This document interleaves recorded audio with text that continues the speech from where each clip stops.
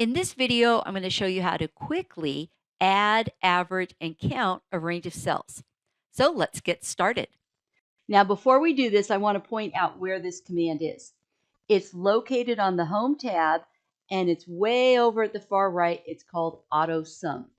And if I click this little drop down, notice that we have sum, average, count numbers, max, and min.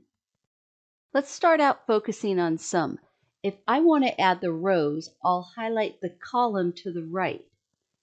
If I want to add the columns, I'll highlight the row below.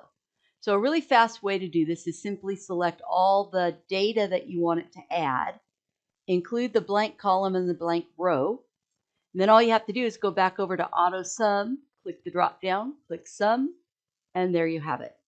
Now the same thing is true for average. We'll include the blank column to the right and the blank row below, and we'll click the drop down and choose average. And you're probably guessing for count, we'll do the same thing. Now notice though that it says count numbers. So this only counts numbers. If you have text or blank cells, it's not going to work. And then here's a little bonus for you. Let's figure out what the maximum value is. And then we'll scroll on over and we'll figure out what the minimum value is. So there you have it, a super fast way to add, average, or count cells. And you can also use that command to find the maximum value in a range of cells or the minimum value. If you like this video, make sure you click the subscribe button below.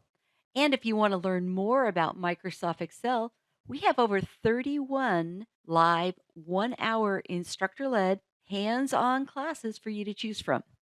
And don't forget to download our free Excel keyboard shortcuts. Have fun starting to reclaim your valuable time.